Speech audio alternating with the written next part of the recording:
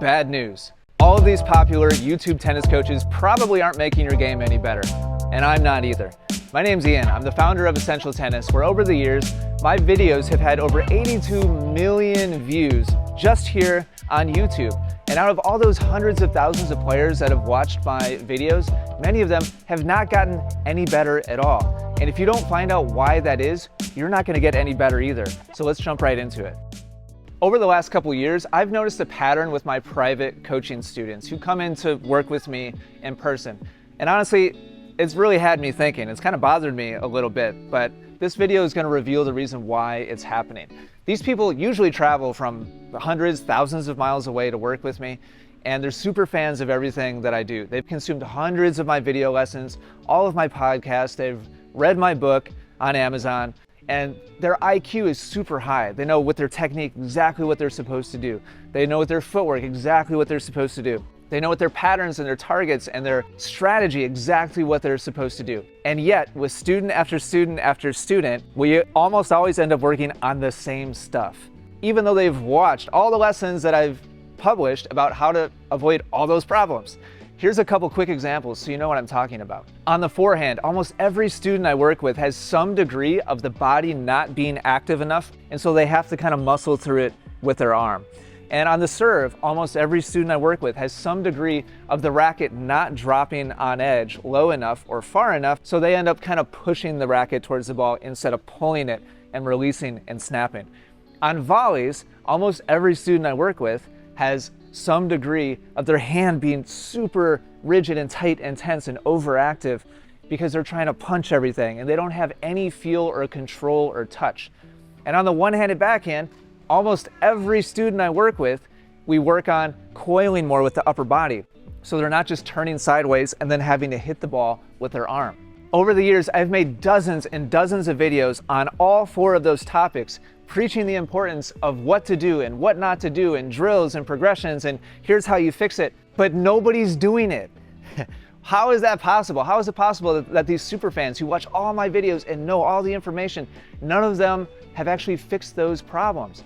So if you're watching all these popular YouTube coaches, does it mean that your game is automatically getting fixed? No, absolutely not.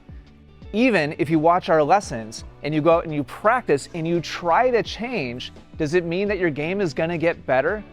No, it doesn't mean that your game is going to get better just because you try. There's two big reasons why. The first way that players viewing our videos fail is they get the information, they watch the lesson, they're like, oh man, that was so insightful. It was totally a light bulb moment. Now I totally understand what I'm supposed to do. And then they go out onto the court and they play a match and they try out their new forehand or their new serve or their new volley. And the first couple times they try it, the ball doesn't quite do what they wanted it to do. It doesn't go in the box, it doesn't go in the court, it does something different. And they're not going to keep doing that because they want to win the match. And so what do? They just go back to Old Faithful, the old way of swinging the racket, where at least they know where the ball is going to go. And so they never actually make progress in the right direction. They just keep watching videos, going out, trying to do it, and then reverting back to their old habit. The second way players get stuck is they watch the video, they get excited, they have the light bulb moment, and they realize, okay, well, I gotta go practice. I can't just go play matches. I've gotta hit against the wall, or hit with a partner, or hit with a ball machine, and they go out and practice the new thing. And it feels like it's different, and it feels like, wow, that works so much better. Oh, sweet, I've got my new forehand. But in reality, when they go play a match, it goes back to the old thing. Or they think they're doing it right, but in reality, it's actually not right at all. There's two reasons why when you go out and practice, you're not actually doing the right thing and it's not sticking. Here's those two reasons. The first is that there's a huge difference between feel and real. Meaning, when you watch that lesson from Karu or Nicola or Tomas, and you're like, oh, that's awesome, I'm gonna go practice this new forehand. And you go out there on the court and you practice the new forehand, making a tiny, tiny change away from the way you're used to doing it towards the way that they suggested doing it feels gigantic. Tiny changes away from your habit that you normally do feel huge. So it's so easy to make a good improvement, but only have it be like 25% of the way where it needs to be.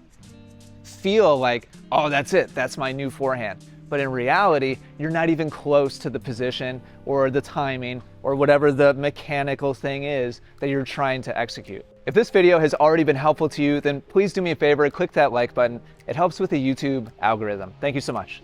The second big reason why nothing changes is they don't realize how many times they have to do the new thing correctly before it actually replaces their old habit and becomes a new subconscious habit that they don't have to think about anymore.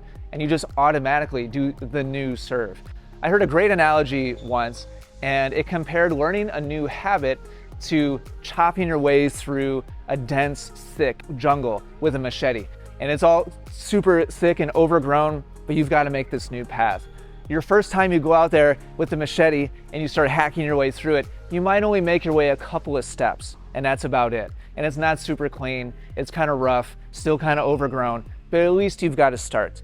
And every time you go out on the path with the machete, you make your way a little bit deeper, a little bit farther, the path starts getting a little bit cleaner and a little bit more established.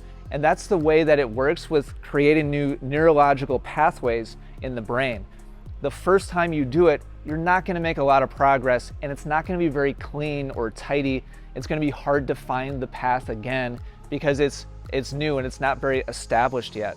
In order to make that new serve be your real serve, you can't just practice it for an hour or two or for a day or two of training or practice. It takes a lot of time with that machete, hacking your way through, clearing it out, making it a little bit more clean, a little bit longer, before you can actually go into a match and expect it to actually be the one that you feel good about, that you feel confident about, that you can really go for it, and now it's your new serve that happens automatically. This is why tennis players travel from all around the country and all around the world to work with me, because they've been around and around this merry-go-round of frustration of trying to fix things and failing, trying to fix things and failing, and going back to their old habits again and again and again. And after a while, it just becomes too much, and they're like, somebody's got to fix this problem for me. And I specialize in solving these two issues, the feel versus real problem, and also the jungle hacking problem. I fix the feel versus real problem because I only teach with video analysis. And so there's instant feedback always, every single thing that I do, every step, every repetition. If my student thinks they're doing the right thing, but I see that no, it's really not close, I can show them, and that shortcuts it so fast. And the second part that I specialize in is progressions, starting very easy and then slowly building, which helps chop through the jungle and establish that new pathway. Good news, you don't have to travel halfway across the world in order to work with me. Here's the 7 steps that you can follow at home to do the same thing and get the same kind of results, because on a very routine basis, I'm able in 60 or 90 minutes to take a stroke that somebody's been stuck with for years or even decades and make gigantic transformations. Step 1 is to record the thing you want to change so you're not flying blind. Otherwise, that thick fog of feel versus real makes it almost impossible to move as far as you need to move in the right direction to do the thing actually correctly. Step 2 is to compare where you're starting with a world-class result so that you can see the contrast between what you're doing now and where ultimately you'd like to end up. It doesn't mean that you're going to do it exactly like Alcaraz or Serena Williams or whoever you're looking like, but at least you can get directionally accurate and start moving solidly in the right direction. Step 3 is start off as easy as possible to be sure that you're really actually doing the new thing right. I could make a whole 20-minute video just about this. So many players just kind of jump right into the deep end, but they don't realize it's the deep end. They think it's the kiddie pool when they go out there and start just like rallying with a friend, and it's not a real match, but it's way too hard. You need to start off as easy as possible, preferably without hitting a ball, so that you can be certain I'm doing it right and move actually in the right direction. Step 4 is verify that you're actually doing it right. It's so easy to assume based on feel, but as I said before, we can't rely on feel. So rather than just feeling something different and being like, oh yeah, it's totally it, verify you're actually moving in the right direction by, again, recording yourself while you're training so that you know you're not wasting your time. Step 5 is increase the level of challenge by just 10% at a time. Instead of doing a couple shadow swings and being like, oh, all right, sweet, I got it, and then going back to the baseline and just hammering ground strokes or serves or whatever it is that you're working on, just increase the difficulty by a tiny bit so that you don't blow everything up and go back to your old habit.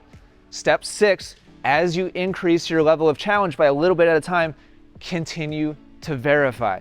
If you don't continue to verify, you don't know if maybe on a level 3 or 4 of challenge, you might go right back to your old habit, which happens all the time. Step 7 is to repeat that process. Continue to make it a little bit tougher and then train and then verify again. Then make it a little bit tougher and then continue to train and verify it again. And continue to rinse and repeat, rinse and repeat. If you continue to use this process, you can confidently move in the right direction and slowly but surely make the new correct thing your deep subconscious habit.